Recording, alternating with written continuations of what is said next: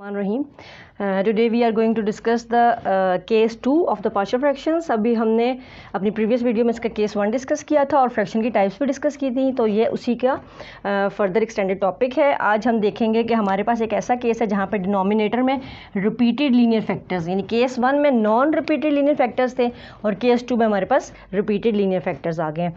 तो यहाँ पर मैंने एक न्यूमेरिकल एग्जाम्पल लिखी है। रिपीटेड फैक्टर्स का क्या मतलब है, देखिए लीनियर फैक्टर्स हैं, पार नहीं है इनकी, और रिपीटेड का मतलब है यानी x-1 होल स्क्वायर, यानी ये पूरा फैक्टर जो है वो रिपीट हो रहा है। तो सबसे पहले इसको आपने सिंगल अगर आप फैक्टर्स में लिखना चाहेंगे तो हम इसको लिख सकते हैं x-1 into x-1 into x-2।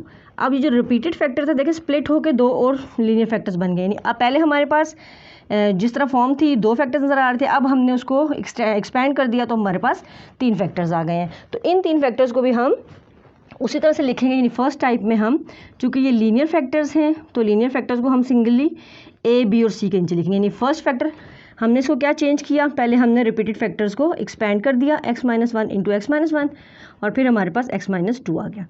अब ये तीन फैक्टर्स हैं, इन तीनों फैक्टर्स को अब हमने किस तरह से लिखना है। अब हमारे पास एक फॉर्म ये हो सकती है कि हम इन तीनों को ए बी सी के नीचे लिख कर सॉल्व कर लें, लेकिन हम इसको मेनली किस तरह से सॉल्व करते हैं कि हम जब इसको फर्स्ट टाइम में लिखेंगे ए के नीचे तो हम इस सिंगल फैक्टर को अकेला लिखते हैं, यानी जिसकी पार होती है वो फैक्टर हम लिखते हैं अगेन प्लस बी। अब ये लीनियर फैक्टर है तो लिखा सिंगल ए बी सी के साथ जाएगा, लेकिन चूंकि अब हमने फर्स्ट टाइम में इसकी पार को कंसीडर नहीं किया तो सेकंड टाइम में जब हम इसको बी के नीचे लिखेंगे तो फिर हम इसकी पार को कंसीडर कर लेंगे। यानी फर्स्ट टाइम में हमने इसको लिखा सिंगल फैक्टर के तौर पे, सेकंड में हमने इसको पार के साथ लिखा और फिर लास्ट पे हमारे पास जो थर्ड फैक्टर हमारा रह गया था इसको हमने x-2 करके हमने इसको लिख लिया सी के नीचे। तो ये हमारा स्ट्रक्चर थोड़ा सा चेंज हो गया। और अब स्ट्रक्चर चेंज के बाद अगेन स्टेप वही है कि हमने सबसे पहले क्या करना है, इसको सबसे पहले हमने इसको एलसीएम के साथ मल्टीप्लाई करना है। हमारे पास इसको हम अभी रिड्यूस करते हैं। हमारे पास ये फॉर्म है x-1 whole square into x-2 is equals to a divided by x-1 plus b divided by x-1 whole square plus c divided by x-2। तो मल्टीप्लाई करेंगे, multiply both sides by x-1 whole square into x-2। तो हम यहाँ पे multiply कर लेते हैं x-1 whole square into x-2 को 1 के साथ, और नीचे डिनोमिनेटर में हमारे पास है x-1 whole square into x-2 is equals to, जब हम यहाँ पे मल्टीप्लाई करें हमारे पास था x-1 whole square into x-2 multiplied by a divided by x-1 plus x-1 whole square into x-2 into b divided by x-1 whole square plus x² - 1 into x-2 into c divided by x-2। तो denominators and हो गए। यहाँ पे left hand side पे हमारे पास रह गया 1, यहाँ पर ये पूरा इसकी एक पार के साथ कैंसिल हो गया। इट मीन्स कि we are left with x-1 into x-2। दो फैक्टर्स रहे हमारे पास यहाँ पे, प्लस ये स्क्वायर की पूरी टर्म कैंसिल हो गई, तो b के साथ हमारे पास यहाँ पे सिर्फ x-2 है और यहाँ पे x-2 कैंसिल हो गया, तो c के साथ हमारे पास x² - 1 इंटू सी है। अब हमारी ये इक्वेशन बन गई है। इस इक्वेशन को हम कोई नाम दे लेते हैं, लेट्स सपोज इक्वेशन हम इसको x कह लेते हैं। ये हमारी मेन इक्वेशन बन गई है। अब हमने उसी तरीके से जैसे हमने पहले इन फैक्टर्स को इक्वल टू 0 रख के x की वैल्यूज़ निकाली थी, तो पहले हम x-1 एंड x-2 को रख के x की इनकी वैल्यूज़ निकाल के सब्स्टिट्यूट करते हैं और किसी न किसी इन फैक्टर्स में से किसी की वैल्यू आ जाएगी हमारे पास। तो हमारे पास पहले आता है if x-1 is equals to 0 it means x is equals to 1। तो इस इक्वेशन के अंदर हम x is equal to 1 put करते जाते हैं। 1 is equals to 1 - 1 - 2 a plus b into 1 - 2 plus ये होल स्क्वायर है 1 - 1 होल स्क्वायर साथ में c। अब यहाँ पे तो 1 रह गया, ये टर्म सारी 0 हो गई, प्लस b 1 - 2 तो अंदर क्या आ जाएगा -1 प्लस अगली सारी टर्म 0 हो गई। So we will left with b, और यहाँ पे चूँकि माइनस का साइन है तो माइनस b, और अगर हम इसको थोड़ा सा सिंप्लीफाई करें तो b की वैल्यू हमारे पास क्या आ जाएगी -1। तो एक वैल्यू हमने निकाली, b हमारे पास आ गया है -1।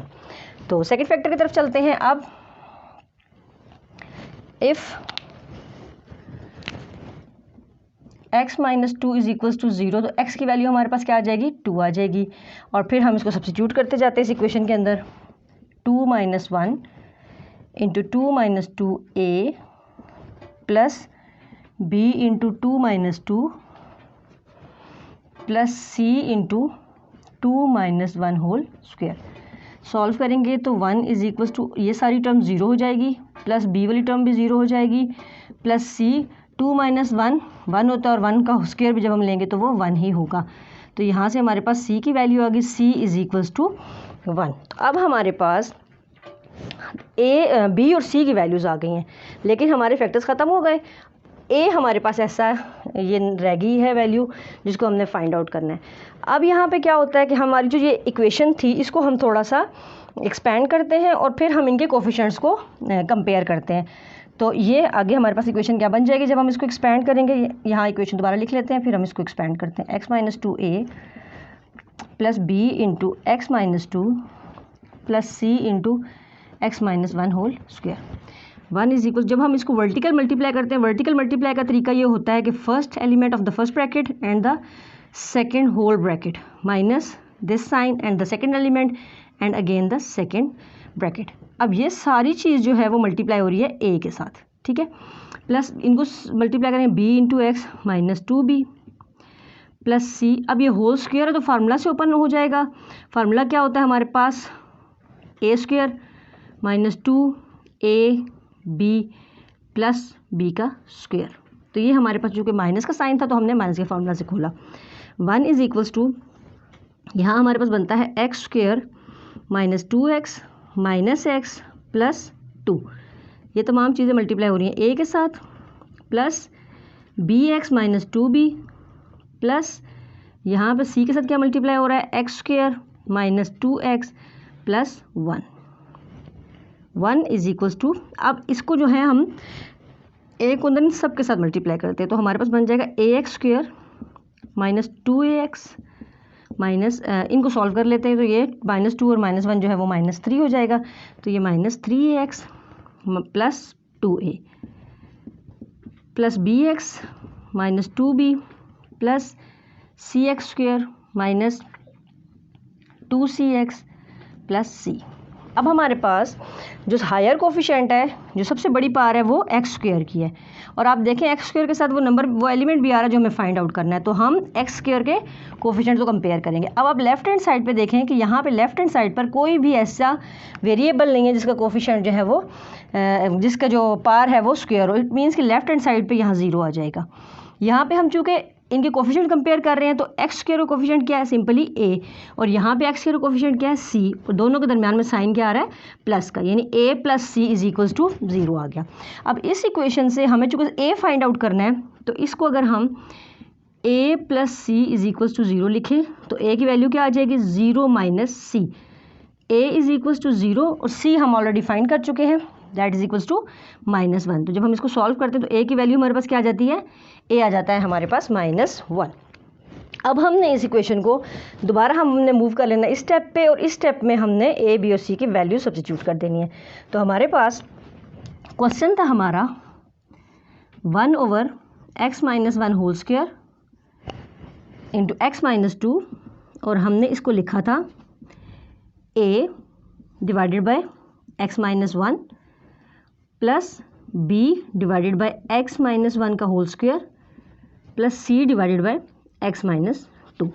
अब हमारे पास a, b, c की तीनों की वैल्यूज़ आ गई हैं और हम इन वैल्यूज़ को यहाँ पे सब्स्टिट्यूट कर लेते हैं। a जो है वो -1 आ गया तो यहाँ पे क्या आ जाएगा, यहीं पे मैं वैल्यूज़ लिख देती हूँ -1 प्लस b हमारे पास क्या आया था, b इज इक्वल्स टू -1, यहाँ पर भी -1 plus c is equals to क्या आया था, c इज इक्वल टू 1 आया था। इस तरह लिखने से ये इफेक्ट होगा कि सिर्फ ये साइन, अब ये प्लस माइनस दो साइन तो हम नहीं लिख सकते, तो इसके लिए हम क्या लिख लेंगे, -1/x - 1